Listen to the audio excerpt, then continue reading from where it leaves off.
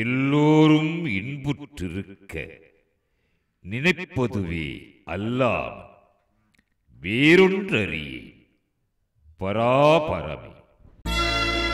விநாயகனே வெப்பினையை வேறறுக்க வல்லான், விநாயகனே வேட்கை தணிவிப்பான், விநாயகனே விண்ணிற்கும் மண்ணிற்கும் நாதனுமாம், தன்மையினால் கண்ணீர் பணிவில் கனிந்து. ஆண்டுகள் 1000 ஆயின் ஆண்டவன் அடிமலர் அருளை அருளும். தமிழ் ஹே விளம்பி ஆண்டு, திருவள்ளுவர் ஆண்டு 2048, ஆங்கிலம் ஆண்டு 2017, முஸ்லிம் ஹிஜ்ரி ஆண்டு 1439. தமிழ் மாதம் மார்கழி 2, ஆங்கிலம் டிசம்பர் 17, ஞாயிற்றுக்கிழமை, திதி சதுர்தசி, காலை 10:33 வரை, பின்பு அமாவாசை. நட்சத்திரம் கேட்டை, நாள் முழுவதும். இன்றைய சிறப்பு ஹனுமத் ஜெயந்தி.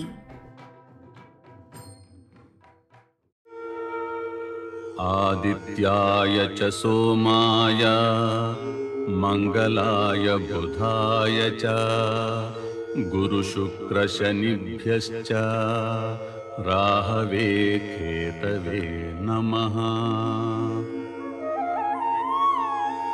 ஜபா குசும சங்காசம் காஷ்யபேயம் மகாத்யுதிம் தமோரிம் சர்வபாபக்னம் பிரணதோஸ்மி திவாகரம்.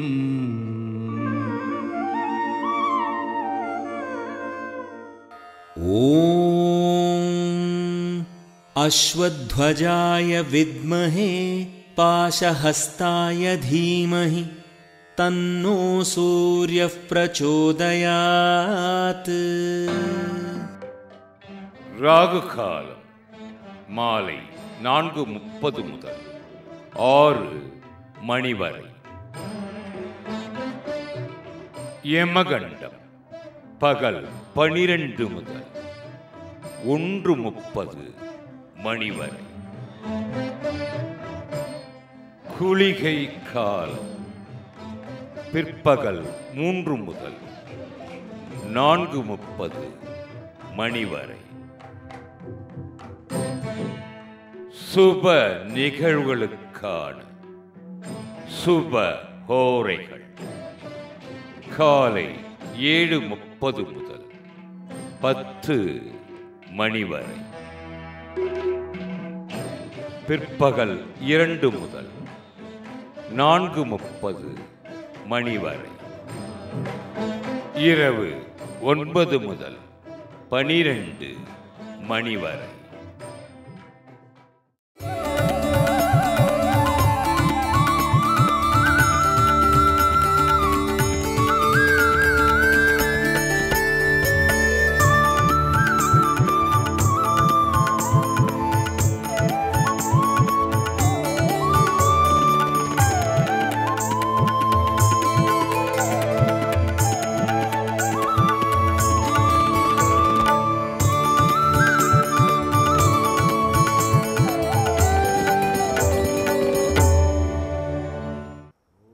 நீளாதுங்கஸ்தனிகிரிதடீ சுப்தம் உத்போத்ய கிருஷ்ணம் பாரார்த்தியம் ஸ்வம் ஸ்ருதிசதசிரசித்தம் அத்தியாபயந்தி சோச்சிஷ்டாயாம் ஸ்ரஜிநிகழிதம் யாபலாத்கிருத்ய புங்க்தே கோதாதஸ்ஸை நமயிதமிதம் பூய ஏவாஸ்து பூயः. இது திருப்பாவைக்கு ஸ்ரீ பராசர பட்டர் சமர்ப்பித்த தனியன் ஸ்லோகம். தனியன் தனியன்னால் அந்த திவ்ய பிரபந்தத்திலிருந்து அருளிச் செயலிலிருந்து பிரிந்திருக்கும், தனித்திருக்கும். அந்த பாடல் பாடிய ஆழ்வாருடைய பெருமை, பாடல் திரட்டின் பெருமை, கருத்தின் பெருமை, அதை சொல்பவனுக்கு என்ன கிட்டும், இதெல்லாம் அந்த தனியன் தான் சொல்லிக் கொடுக்கும். ஸ்ரீ பராசர பட்டர் பாடுகிறார், நீளா துங்க ஸ்தனிகரிதடி சுப்தம். நீளாதேவி நாச்சியாரோட அணைத்து கொண்டு படுத்திருக்கிறார் கண்ணன். அப்படி தூங்கி இருக்கிற கண்ணனை உத்போத்திய ஆண்டாள் தான் துயில் எழுப்புகிறாள். ஆண்டாள் விடியற்காலை எழுந்திருந்து கண்ணனுடைய திருமாளிகைக்கு வருகிறாள். பல பெண்களையும் அழைத்து கொண்டு, நீ தூங்காதே, எழுந்திருக்க வேண்டும், எங்களை கண்குளிர கடாட்சிக்க வேண்டும், உன்னிடத்திலிருந்து நடந்து காட்ட வேண்டும், நாங்கள் எதை வேண்டி வந்தோம் என்று கேட்க வேண்டும், 7 பிறவிக்கும் உன்னோட தொடர்புடைய எங்களுக்கு எல்லா தொண்டுகளையும் தேவரீர் கொடுக்க வேண்டும் என்று வேண்டிக் கொள்வதற்குத்தான் திருப்பாவை 30 பாசுரங்கள். அதுக்கெல்லாம் கண்ணன் முதல்ல எழுந்தாக வேண்டும். உத்போத்திய கிருஷ்ணம் பாரார்த்தியம் ஸ்வம், தான் கண்ணனுக்கே அடிமை, அவனுக்கு தொண்டு செய்வதற்கே இருப்பவள் என்று கூறினாள். ஸ்ருதிசத சிரசித்தம் அப்படின்னு எங்கு சொல்லப்பட்டிருக்கு? பெருமானுக்கு, இறைவனுக்கு நாம் அடிமைன்னு நாமே முடிவு செய்து கொள்கிறோமா? அல்ல அல்ல, வேதமும் வேதாந்தமும் சொல்லுகின்றன. ஸ்ருதி சத சிரசித்தம், ஒரு வாக்கியம் இல்லை.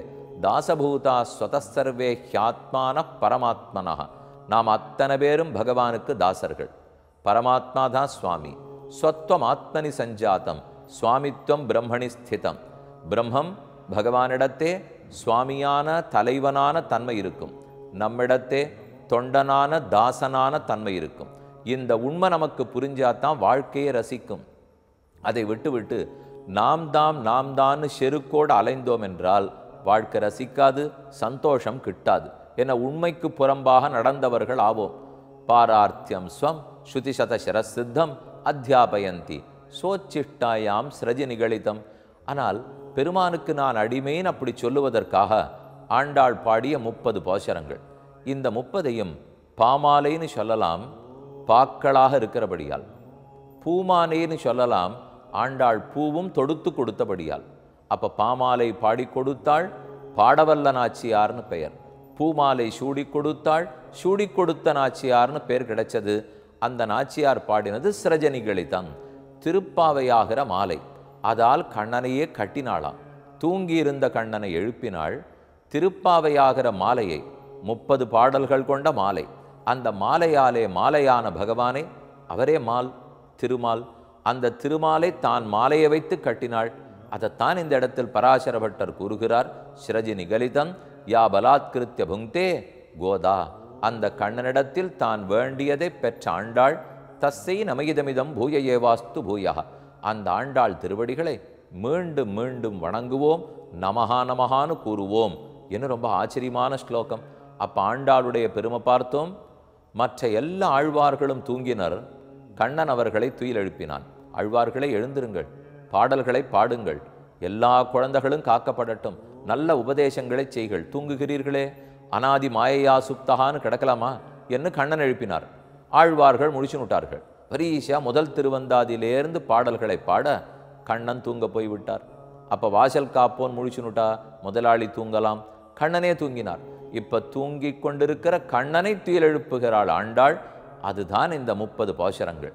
கண்ணனை மட்டுமல்ல, கோபிகைகளையெல்லாம் துயில் எழுப்பினாள். ஒவ்வொருத்தியாக கூட்டு கொண்டு கண்ணன் திருமாளிகைக்கு சென்றாள். அதில் திருப்பாவையில் 30 பாடல்களில் முதல் 5 பாசுரங்கள் முன்னுரை. அதில் இன்றைய பாசுரம் 2ஆம் பாசுரம். நாள்பாட்டு நாள்பாட்டுன்னு சொல்லுவார்கள். இன்னைக்கு எத்தனா நாள்? 2ஆம் நாள். மார்கழி மாதத்து 2ஆம் நாள். அப்போ பாட்டு 2வது பாட்டு, அழகான பாட்டு. இந்த நோன்பு செய்ய வந்தவர்கள் என்னென்ன செய்யலாம், என்னென்ன செய்யக்கூடாது, இதைத்தான் கிருத்திய அகிருத்திய விவேகம்னு சொல்லுவார்கள். இன்னென்னத்தை செய்யலாம், இன்னென்னத்தை செய்யக்கூடாது. எந்த ஒரு செயலில் இறங்கினால் அந்த வியவஸ்தை இருக்க வேண்டும். இதை செய்யலாம், இதை செய்யக்கூடாது. ஒரு கூட்டமாக ஒரு இடத்துல உட்காண்டிருக்கோம், சத்தம் போடக்கூடாது, தேவையில்லாத கசகசான்னு எழுந்து போகக்கூடாது, யாரையும் கூப்பிடலாம் கூடாது, சொடக்கு போடக்கூடாது, கைபேசி சத்தம் போடவே கூடாது, இதெல்லாம் செய்யக்கூடாது. எது செய்யலாம்? சொல்கிறத நன்னா கேட்டுக்கணும், குறிப்பெடுத்து கொள்ள வேண்டும், இதெல்லாம் செய்யலான்னு சொல்லுவோம். அதே போல் ஆண்டாள் இந்த மார்கழி நோன்பு நோக்க வந்திருக்கிறோமே, என்ன செய்யலாம், என்ன செய்யக்கூடாது, அதான் இந்த 2வது பாசுரம். வையத்து வாழ்வீர்கள் நாமும் நம் பாவைக்குச் செய்யும் கிரிசகள் கேளீரோ பார்க்கடலுள் பையத்து என்ன பரமனடி பாடி நெய்யுண்ணோம் பாலுண்ணோம் நாட்காலே நீராடி மையிட்டெழுதோம் மலரிட்டு நாமுடியோம் செய்யாதன செய்யோம் தீக்குறளைச் சென்றோதோம் ஐயமும் பிச்சையும் ஆந்தனையும் கைகாட்டி உய்யுமாறெண்ணி உகந்து ஏலோர் எம்பாவாய் எம்பாவாய் ஏலோர் எம்பாவாய் கேளுங்கள் வையத்து வாழ்வீர்கள் பெண்களே இந்த வையகத்தில் தான் உங்களுக்கு வாழ்ச்சி. பொதுவாக நம்ம வானாட்டில் வாழ்ச்சி வைகுந்தம் வாழ்கிறது பூமி தேய்கிறது என்று நினைப்போம். அல்ல, கண்ணன் பிறந்திருக்கிற நேரத்தில் இந்த குழந்தைகளெல்லாம் பிறந்திருக்கிறபடியாலே எங்கோ போய் வாழ்ச்சி அல்ல, இங்கேயே வாழ்ச்சி. வையத்து வாழ்வீர்கள், இது எவ்வளோ உயர்ந்த கருத்து பாருங்க. ஏன்னா பொதுவாக மோட்சம் போயிடணும், முக்தி அடையணும், இங்கே இருக்கக்கூடாது, இப்படித்தானே கேள்விப்பட்டிருக்கோம். ஆனால் இங்கு இருக்கும் காலத்தில் உபயோகமாக இருக்க வேண்டுமா இல்லையா? கிளம்புற அன்னைக்கு மோட்சத்தை பற்றி யோசிப்போம், இன்னிக்கே மோட்சம்னு சொல்லிட்டு எதுவும் பண்ணாது இருக்கக்கூடாது. நல்ல வையத்து இந்த பூலோகத்தில் வாழ்வீர்கள் வாழ்வீர்கள் நாமும் நம் பாவைக்கு செய்யும் கிரிசைகள் கேளீரோ. நம்முடைய பாவை நோன்புக்காக செய்யும் கிரிசைகள் என்னென்ன கர்மங்கள் செயல்களை செய்ய போகிறோன்னு கேளுங்கள். செய்யும் கிரிசைகள் கேளீரோ, கேளுங்கோ. பார்க்கடலுள் பையத்து என்ன பரமனடி பாடி, திருப்பார்க்கடலில் மெதுமே சயனித்து கொண்டிருக்கிற கண்ணன், அவர் தான் பரமன்.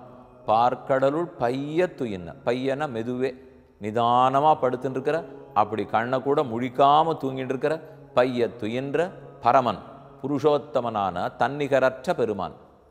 ந தத் சமஸ்ச அபியதிகஷ்ட திருஷ்யத்தேன்னு உபனிஷத்து சொல்றது. தனக்கு ஒரு நிகர் இல்லாதவன், தன் ஒப்பார் இல்லப்பன் ஒப்பிலி அப்பன். திருவண்ணகரில் பெருமாள் சிவசாதிக்கிறார். ஒப்பிலி அப்ப பெருமாள் பரமன், பரமசுவாமின்னு சொல்லுவார்கள். அப்படிப்பட்ட பெருமாள் தான் மிக உயர்ந்தவர். பார்க்கடலுள் பையத்து என்ற பரமன் அடிப்பாடி அந்த பெருமானுடைய திருவடிகளை நன்கு பாடி நெய்யுண்ணோம். இப்போ ஒன்றொன்னா செய்யக்கூடியது செய்யக்கூடாது. நெய்யுண்ணோம், நெய் சாப்பிட மாட்டோம். பால் உண்ணோம், பால் சாப்பிட மாட்டோம். மையிட்டெழுதோம், கண்ணுக்கு மை பூசிக்க மாட்டோம். மலரிட்டு நாமுடியோம், தலைக்கு மலர் சூடிக்கிறது இல்லை. நெய்யுண்ணோம், பால் உண்ணோம், மையிட்டெழுதோம், மலரிட்டு நாமுடியோம், செய்யாதன செய்யோம். நம்ம முன்னோர்கள் எதை செய்திருக்க மாட்டார்களோ ஒரு நாளும் அதை செய்யவே மாட்டோம். எங்கள் முன்னோர்கள் ஒன்று செஞ்சிருந்தா நம்ம குல பழக்கத்தில் இருந்தால் செய்வோம், இல்லாவிடில் தவிர்ப்போம். அப்போ நெய்யும் சாப்பிட மாட்டோம், பாலும் சாப்பிட மாட்டோம், மை இட்டுக்க மாட்டோம், மலர் சூட மாட்டோம். இதெல்லாம் என்ன பொருள்? ஒருத்தன் தவம் புரிய வேண்டுமானால் நோன்பு நோற்க வேணுமோ அல்லது ஏதோ ஒரு விதத்தில் தங்கிட்ட இருக்கிறத விட்டு கொடுத்து பெருமானை திருப்திப்படுத்த பார்க்குறாருனால் அப்போ இதெல்லாம் இந்த வஸ்துக்கள் எல்லாம் விட்டுடணும். ஏன்னா இதெல்லாம் சொகுசாக இருக்கிறதுக்கு அடையாளமான வஸ்து. உணவு உண்ண வேண்டும். நெய் சாப்பிடணுமா, பால் சாப்பிடணுமா, கண்ணுக்கு மை எழுதிக்கணுமா, ஓஹோன்னு முழம் 50 ரூபா கொடுத்து பூ வாங்கி சூடிக்கணுமா? அவசியம் இல்லையே. ஆனால் அதெல்லாம் இருந்தால் தான் வாழ்க்கைங்கிறது இல்லை. ஆனால் பக்தி வேணும். நெய் உண்ணோம், பால் உண்ணோம், மையிட்டெழுதோம், மலரிட்டு நாமுடியோம், செய்யாதன செய்யோம். செய்யக்கூடாததை செய்யவே மாட்டோம். இதெல்லாம் செய்யக்கூடாதது. எதெல்லாம் செய்ய வேண்டியது? நாட்காலே நீராடி பரமனடி பாடி பகவானுடைய திருவடிகளை பாட வேண்டும். நாட்காலே நீராடி விடியற்காலையில் நீராட வேண்டும். பலரும் நம்ம அதை பின்பற்றவே மாட்டேங்கிறோம். ஆனால் இந்த மார்கழி மாதம் ஓரளவுக்கு பண்ணிடுவோம். அடுத்தது தை பிறந்த பண்டிகை அன்னைக்கு கூட பண்ணிடுவோம். தை ஒரு 3-4 தேதி ஆச்சு, காணும் பொங்கல்லாம் முடிஞ்சு போச்சுன்னா திரும்ப மெதுவாக 6:30 ஆகும், 7 ஆகும், 7:30 ஆகும். சிலருக்கு 8 ஆகலாம். அது கிழமை ஞாயிற்றுக்கிழமையா மற்ற நாளாங்கிறத பொறுத்தது. அப்போ நாட்காலே நீராடி சீக்கிரம் நீராடி மையிட்டெழுதோம், மலரிட்டு நாமுடியோம், செய்யாதன செய்யோம், தீக்குறளை சென்றோதோம். இன்னொருத்தரை பற்றி வம்பை போய் பேசவே மாட்டோம். 2 வகை வம்பில்.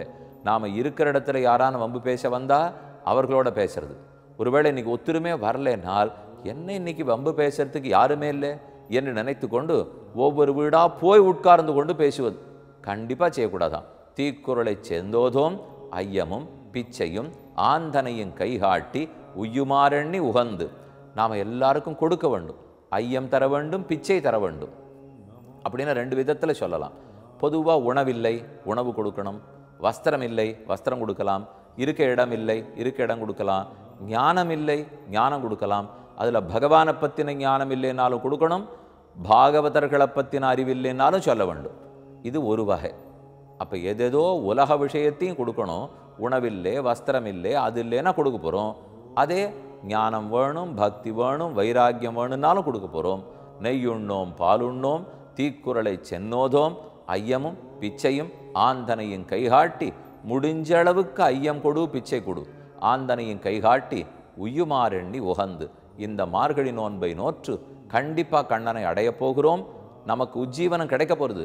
நாம் உய்யுமாறு எண்ணி, உய்தல்னு சொன்னால் உஜ்ஜீவித்தல் அப்படின்னா இப்போ இருக்கிற கட்டத்திலே அது உயர்ந்துட போகிறோம்னு அர்த்தம். ஜீவனம்னு ஒன்று, உஜ்ஜீவனம்னு ஒன்று. வாழ்க்கை நன்னா போகிறது, சோறு நன்னா கிடைக்கிறது, அது ஜீவனம் நன்னா நடக்கிறதுன்னு அர்த்தம். ஆனால் உஜ்ஜீவனம்ங்கிறது வேறு.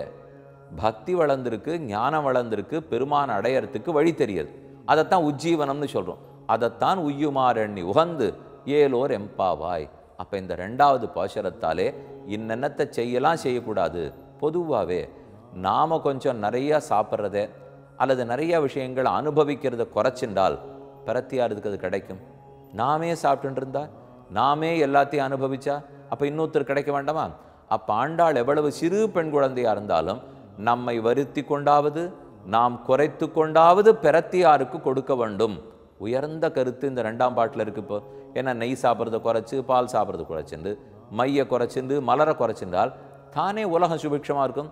இன்னும் இல்லாதவர்களுக்கு அது போய் சேரும்.